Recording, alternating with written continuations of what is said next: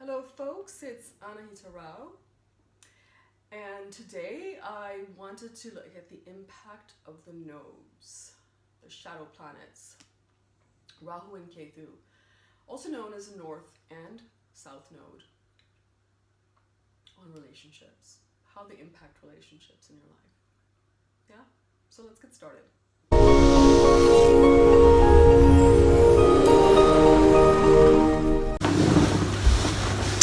So if you have not yet done so, please subscribe below by clicking the hand button on the right hand side. Thank you. All right, so let's get started with this, and I'm sure you're going to find this interesting. It's of course a largely discussed topic. I want to concentrate on Rahu and Ketu and how they impact relationships. First I'm going to speak about Rahu and Ketu, and then I'm going to get into the relationships and their impact.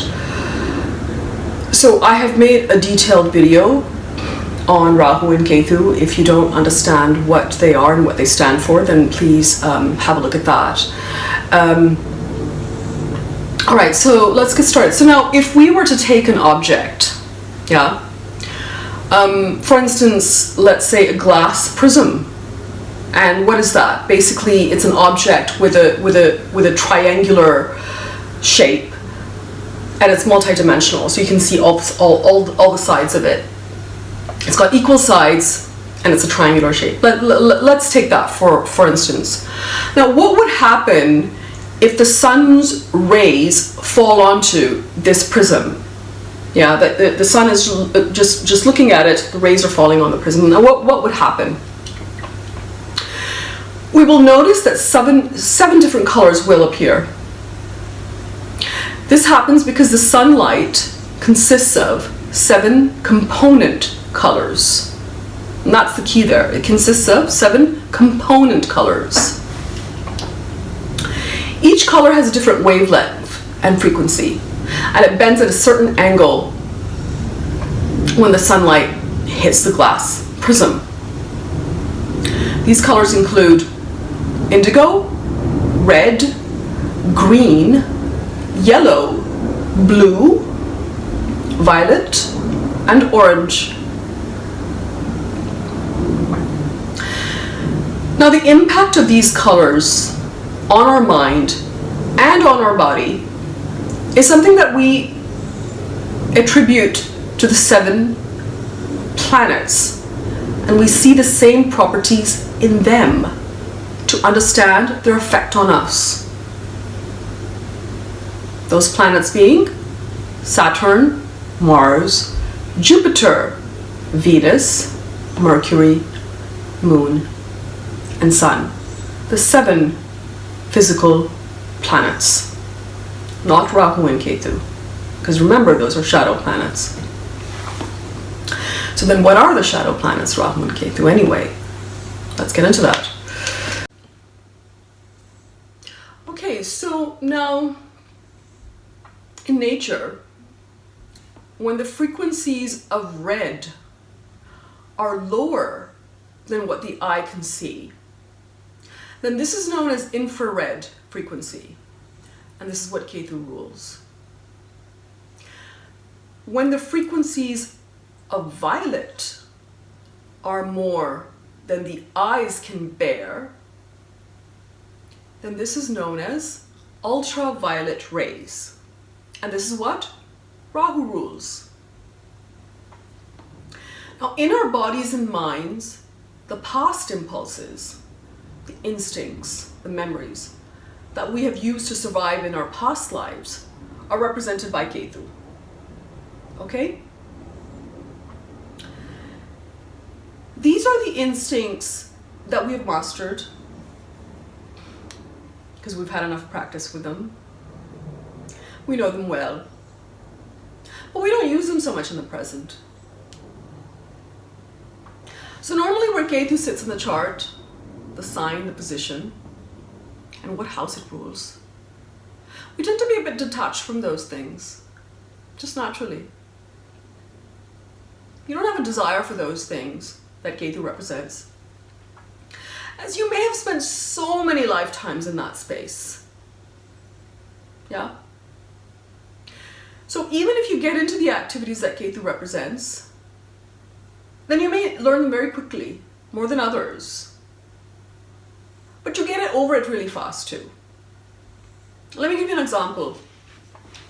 For instance, let's say you have Ketu in the 11th house. What is the 11th house signification? Friends is one of them. Yes. So then you enjoy spending time with friends. You socialize, you go out, and you have a good time.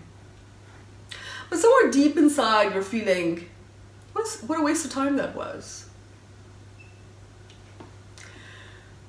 Now how does Ketu affect relationships then? Let's say you have Ketu sitting in your 7th house.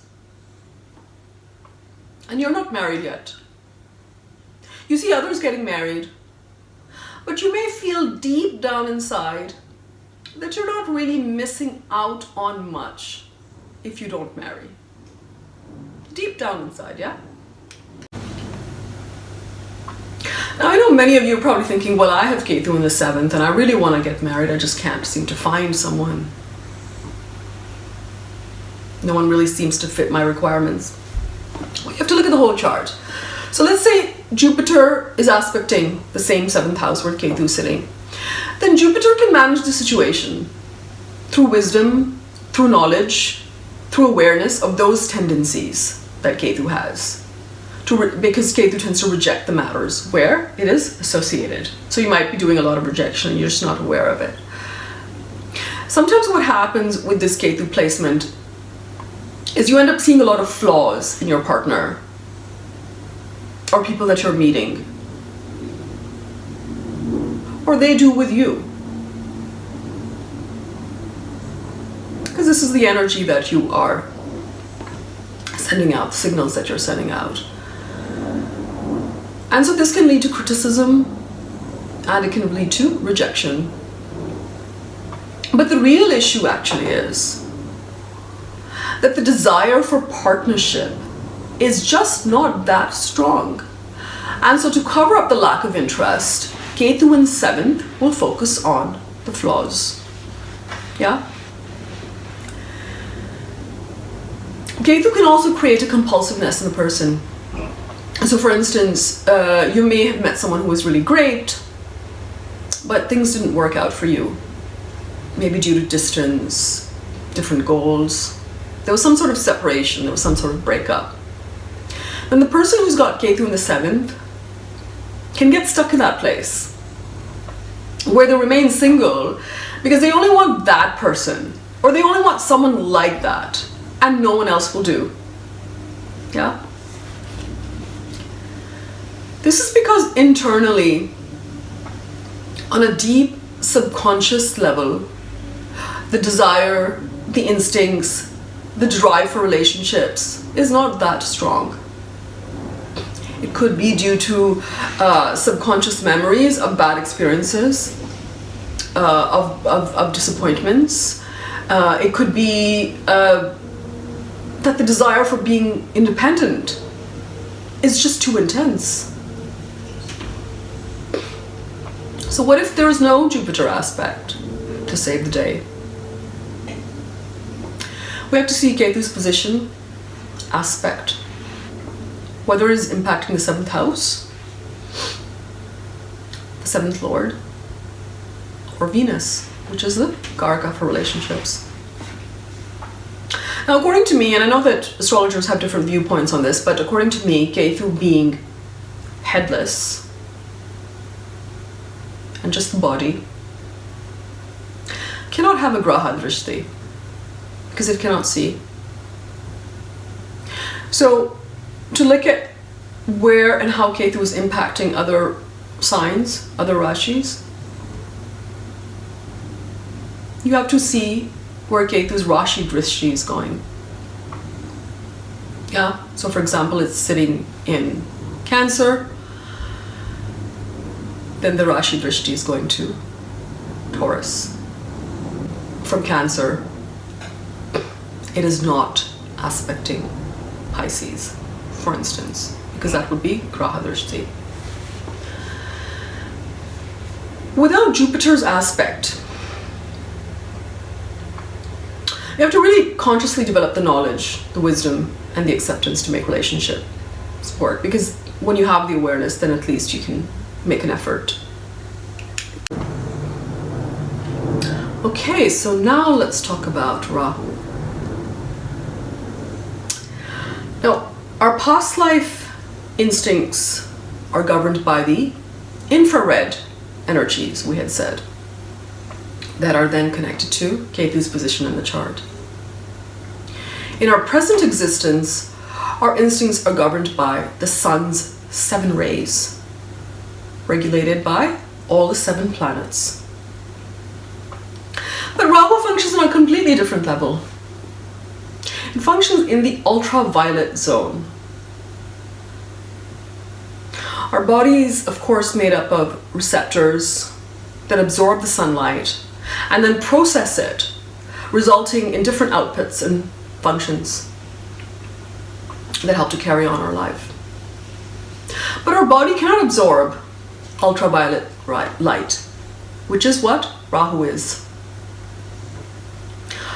Our cells are not yet evolved to the point that they can absorb and then process ultraviolet. So our cells are not evolved to the point that they can absorb and then process ultraviolet light.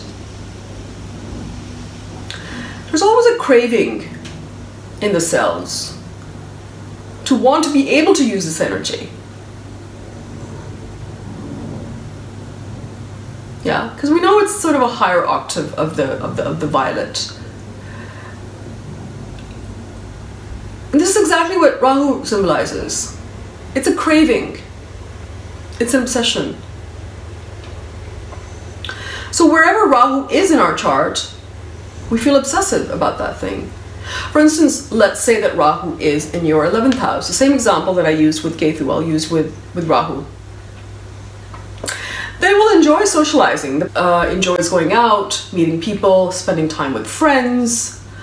But deep down inside, they're thinking, can I do better than these friends? These groups? Is there something better out there? That's what Rahu is. Rahu always wants to go beyond the range of the sun's 7 rays. Yeah?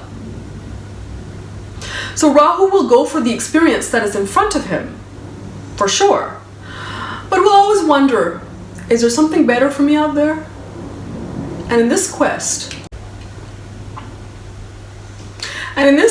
Rahu goes from one experience to another, seeking and searching and seeking that which is better, that which is bigger. Rahu just doesn't get the satisfaction, basically. He wants to go beyond the sun's rays and experience the ultraviolet zone. So then what happens if this Rahu comes into the 7th house of marriage and relationship?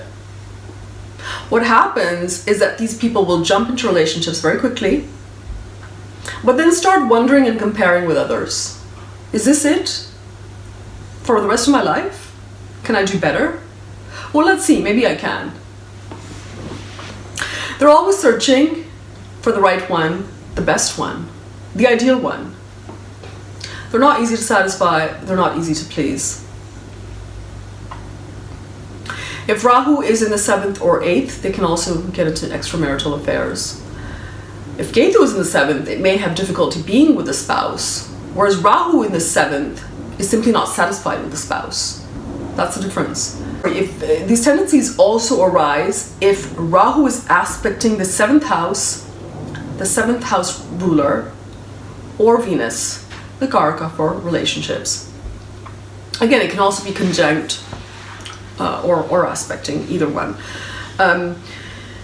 People with Rahu aspecting or conjuncting Venus tend to fantasize a lot and can develop longings for others. Even if they don't have actual relationship, there's a lot of longing there, a lot of fantasy.